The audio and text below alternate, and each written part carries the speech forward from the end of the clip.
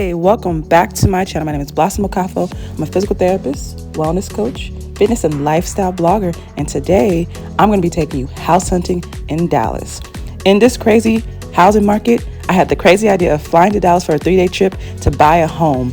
Our goal was to leave Dallas with a home contract in hand and a down payment paid. In a week's time, we booked a flight and headed to Dallas. Keep watching to see if we were successful in buying our dream home.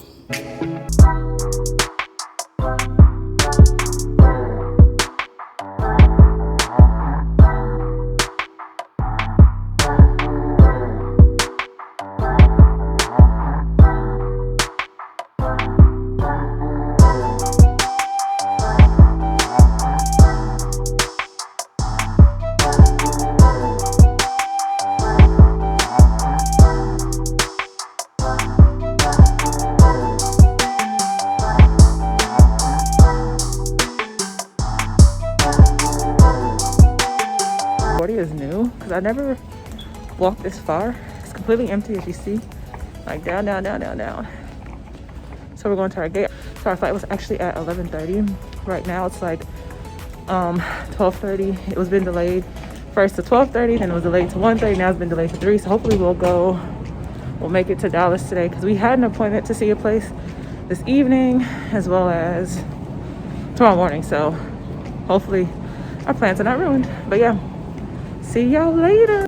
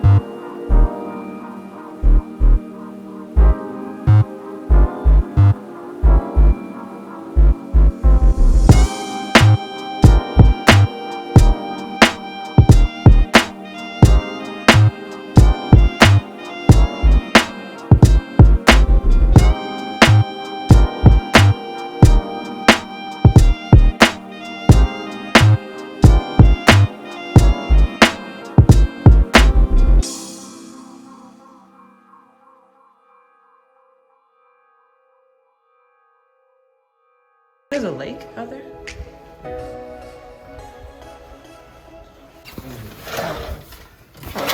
Oh wow. Is that like Louisville?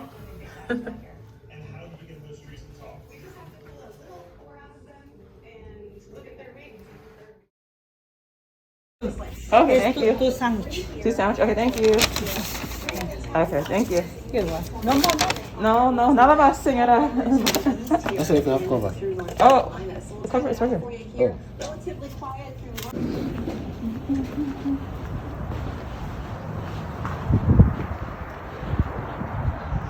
This is Dallas, guys.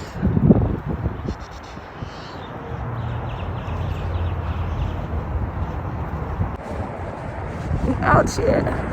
This is Dallas, guys. So we're about to go see our first house. Are you excited? Senor, are you excited? Of course.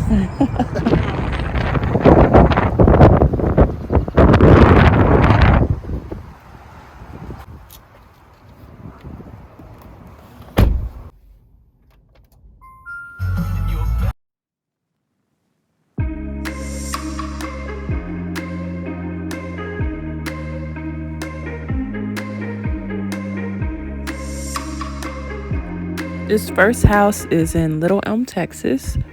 It is actually the second most expensive house that we looked at. And honestly, this house pretty much checked off all of our boxes except that the master bedroom was too small for our liking, and the location in Little Elm was just kind of too secluded and too far from like the highway. It would take too long just to get to the highway to get anywhere. I'm going to give you a tour of the complete downstairs, which is an open concept with the master bedroom as well. And then we're going to go upstairs. This house in all was 3 bedrooms, 3.5 baths. It had a game room, a media room, and an office. So technically the office and media room could be bedrooms as well.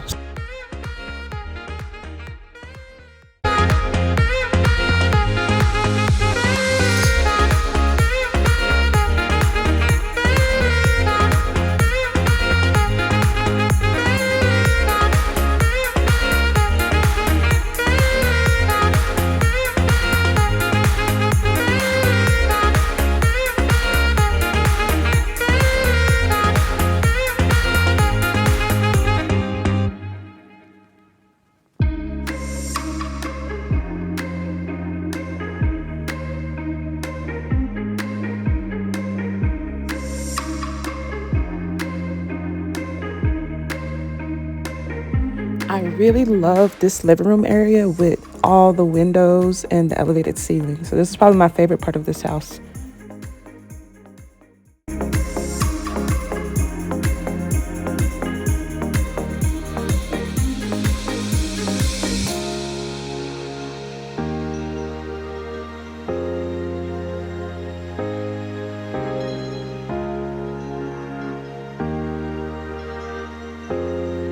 I also really love this bathroom with the double vanity, and the closet had sufficient space.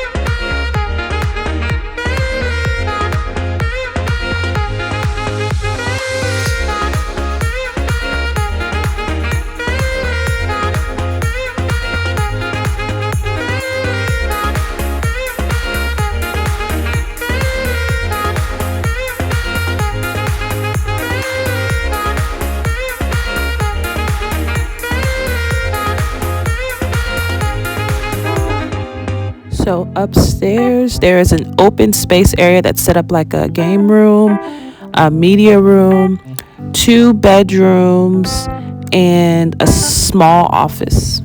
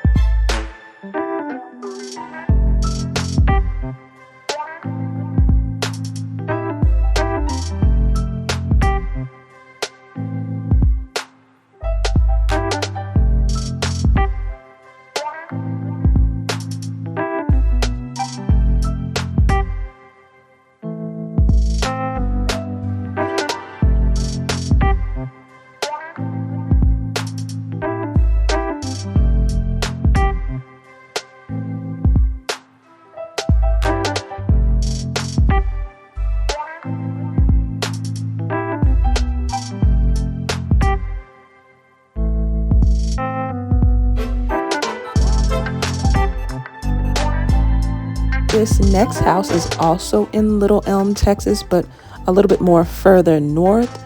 As you can see, it's a different builder. The builder was Lennar.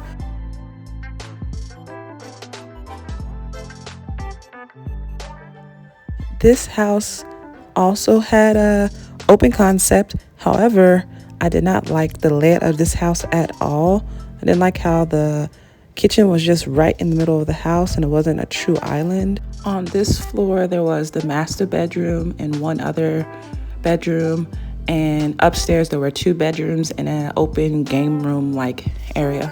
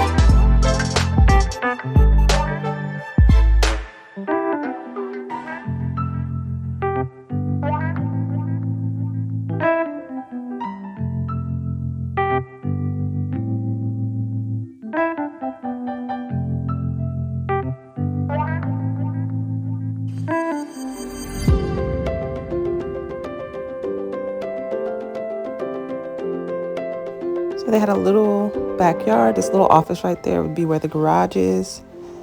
So all of the master bedrooms, for the most part of all the houses I saw, were too small to my liking. This one in particular was quite small. The bathroom was okay size, but the closet was too small as well.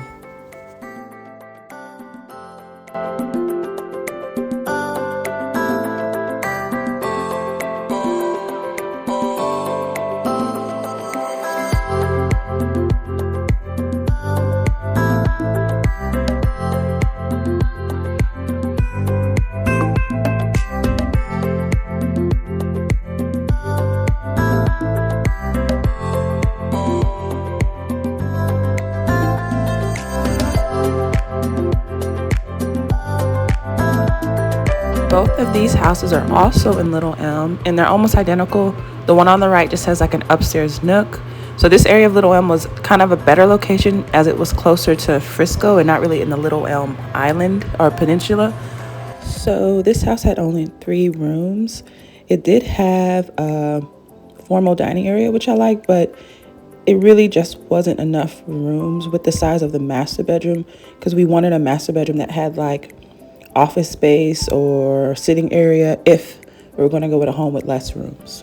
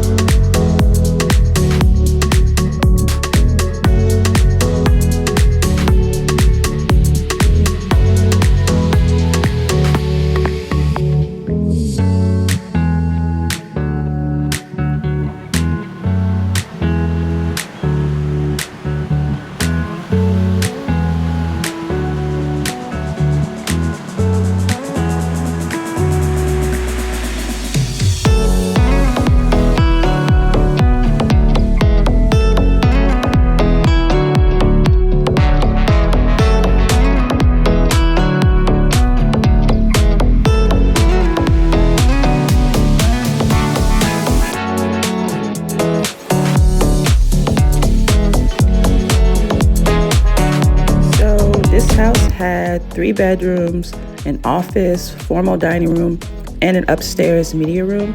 So it kind of checked off all the boxes except that the master bedroom was smaller than I would have liked. I like the kitchen setup here. It was like the first house that we looked at, the very big one. So that was actually kind of nice to see.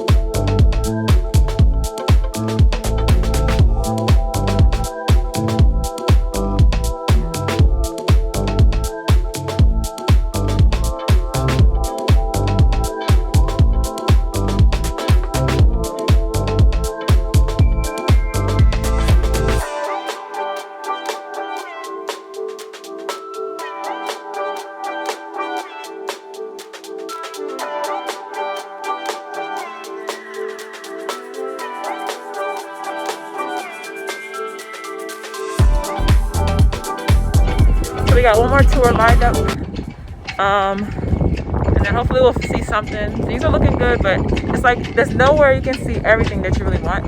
Sorry, it's bright, so I can't really see, but yeah, everything's looking good right now. We got one more place to go. It's the same builder. This is Leonard. The first place I went to was Meritage.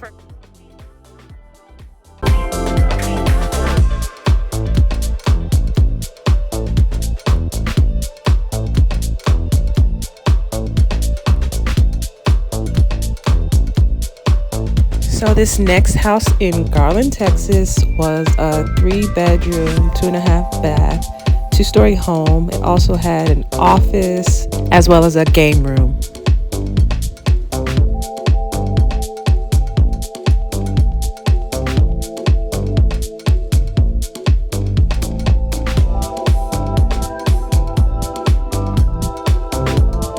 In my opinion, the quality and standard of the Meritage homes was much better than the Lennar homes. But what do you think? Who do you think had the best finishings? Who's the best builder? We also will see one other home from D.R. Hurton after we finish a few more Lennar homes.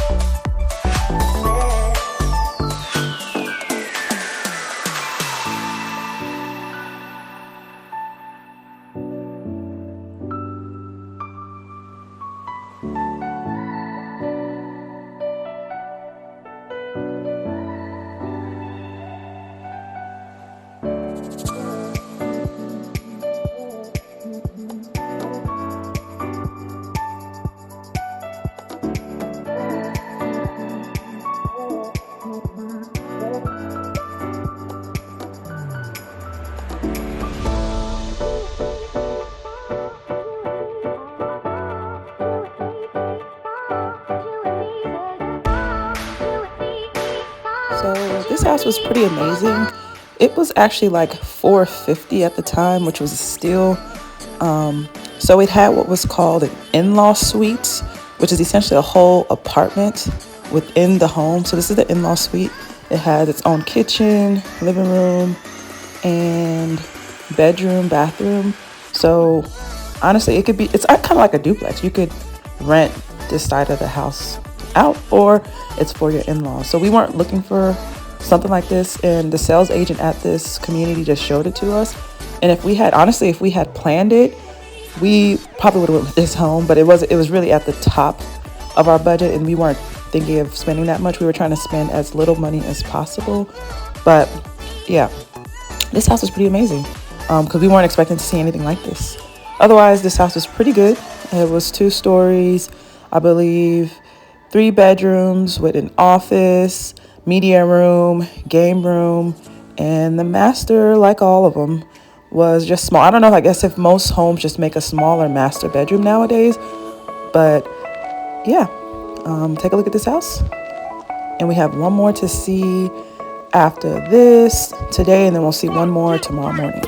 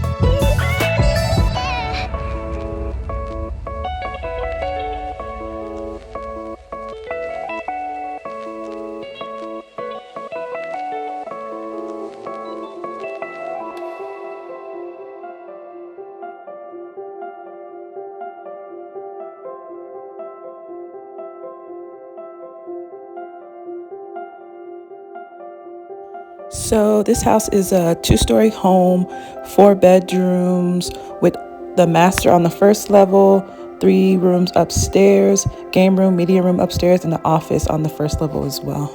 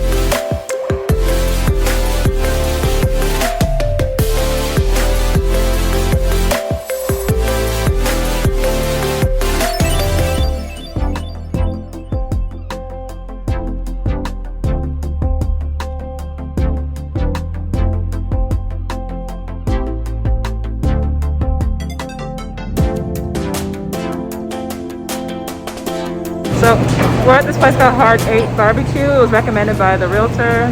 It smells so good right now. I'm so hungry. We haven't eaten since morning. It's like 6 p.m. So hopefully we can find some good food. Texas barbecue is supposed to be number 2 after Kansas City. So we had a long day of viewing houses. I didn't even show half of all the houses that we viewed, but hopefully you got an idea of what the market's looking like. So I'm going to talk a little bit about the mortgage tips for first-time home buyers now. All right, let's talk about my top 3 tips for first-time home buyers to give you the best chance to secure the home of your dreams. So number 1 tip is to build your credit score to at least 700, and even 740 or above is the absolute best to get the best interest rate. Yes, there are programs out there that will say, oh, get a home with a score as low as 650, 600, even under 600, but it would be to your own detriment.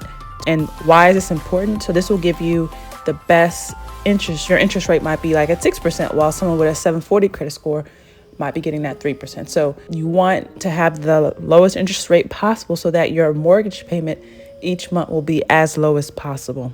If you are in need of building up your credit, you want to start 1 or 2 years in advance. It's really simple. And there is a lot of information out there on how to build up your credit. So I'm not going to go over that right now. And if you are buying a home with somebody else, your spouse or just another person, they're going to run both of your credit scores. However, they're going to take the lower of the 2 individuals. So for instance, they'll use 3 scores from 3 different credit bureaus, and they'll use the middle number. So if my score, for instance, is 780, 760, 770, they're going to use 770 for my personal score. And if my spouse is 740, 750, 730, they're going to use 740 for his score, and they're going to use that 740 to give you an interest rate. So that's something to know. It's not just one person who's to work on their credit. If there's 2 of you guys, both of you guys need to work on your credit to make sure one person's not bringing down the whole process. And if you are going for a new construction home like we are, you actually have a little bit more time to work on your credit. So they will run your credit at the time of the pre-approval, just to kind of get you an estimate of what your interest rate would be. However, they're going to run your credit again like 1 month before closing. So if you're going for new construction, that could be anywhere from 6 months to even a year from the initial time of pre-approval, depending on how long it takes to build the house. So that gives you additional time to kind of work on your credit in that time frame. But it's very important. I think, honestly, if your credit's not 700 or above, maybe you need to take some time and work on your finances a bit before going to buy a house. And this is for you, so you can have the lowest payment possible each month on your mortgage. So the higher your credit score, the lower your interest rate, which will give you a lower monthly mortgage payment. So theoretically, you would be able to afford a more expensive house based off your budget if you have a very high credit score and a very low interest rate. All right, so number 2 is that have 20% saved for your down payment, but you do not need 20% down on that down payment. And let me explain. There's this thing called PMI. So people will be like, if you do not put 20% down on your house, you'll be charged an additional PMI, which is mortgage insurance that kind of secures your loan to the lender. But PMI is really not that much on your monthly payment, about anywhere from like $60 to $100 extra on your mortgage. So this is why I say you don't necessarily need to put down 20%. I'm of the opinion that you want to keep as much money in your pocket as possible. If you're buying your forever home, then yes, put down 20%, put down more if you can, because that's your forever home. But if you're buying, something that you're looking to use as an investment property, or it's just your first, your starter home, you can keep as much money. I think it's better to keep as much money in your pocket as possible. And let me tell you why you don't need 20% down. So for instance, at a minimum for a conventional loan, you can do 5% down, and there's no problem with putting 5% down. So for instance, if you have a $300,000 house, you have 5% down, and your house increases in value after a year, 2 years, and say that $300,000 house you bought now is worth $400,000. You've made $100,000 on that house. So you have 20% of equity in the home, and you could refinance your mortgage, and now you no longer owe a PMI. So for instance, 5% down on a $300,000 house is $15,000, while 20% down is $60,000. That's a huge difference of money that you could be keeping to yourself. So if you look at it like this, so say for instance, you have gained that equity in your home in 2 years, you've made an addition of $100 of payments on your mortgage. So that's 100 times 12 is 1,020 times 2, 2,400 essentially, plus that 15,000 that you paid initially. So that's still only like 17,400 as opposed to $60,000. So then after 2 years, you refinanced your home, got rid of the PMI, and you're paying the same thing as that person who put the 60,000 down. So, but why I say you need to save, or try to save as much as possible, is that you need to save more than 5%, because there's something called closing costs, which no one ever tells you about. So closing costs are other fees that you'll have to pay at the time of closing on the home, and typically can range from anywhere to 3 to 6%. So you still want to have more than the down payment saved. Sometimes your lender or the seller, in this case is new construction, but just the lender might give you or assist you with maybe $2,000 on closing costs or something like that, but you can't bank on that. So you still want to have about 6% saved for closing costs. You have that 5% down payment, and then people forget about it. You need money for furniture in your new home. So that's what I would do. But a minimum of 5% down to get a conventional 30-year loan. And then my number 3 tip for first-time buyers is to get a pre-approval from different lenders. So if you're going for new construction, a lot of times right now, these builders are going to force you to go through their lender in terms of getting a pre-approval, but you're not limited to using their lender. So come prepared, get pre-approval from another lender so you can have a way to kind of bargain interest rates. So you might get pre-approved from the lender and they'll say, okay, we'll give you, 3.5%. But you can say, well, I spoke to Chase or I spoke to this other person. They said 3.2%. So maybe the lender might bring theirs down, or you go with a different lender. And so this, again, all these tips are kind of ways that you will be able to secure a home, but also keep as much money in your pocket as possible. Good morning, my people. So we're leaving Texas today. We're about to go get some food. We haven't eaten breakfast yet.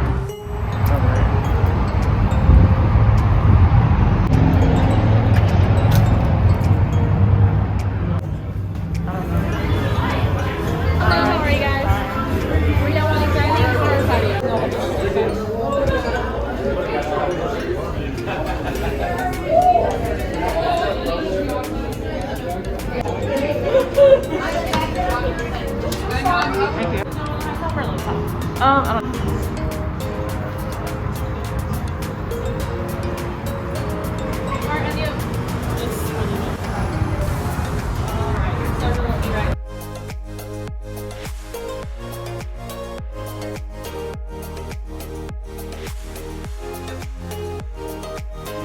All right, guys, so we are in Dallas, Texas. Still, this home buying process right now is extremely crazy.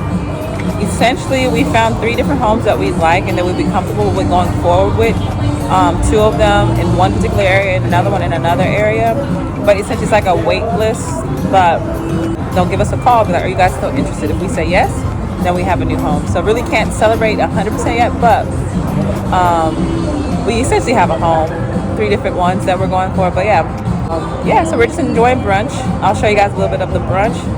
Prices here are extremely cheap for food. They have $1.99 mimosas for brunch, $1.99 for brunch. Where in the world have you ever seen that before? I don't know where, but we're at this place called Chill, Eat, Drink, Dance. There's a few locations throughout Dallas, but yeah. All right, so I'll see you guys later back in New York City.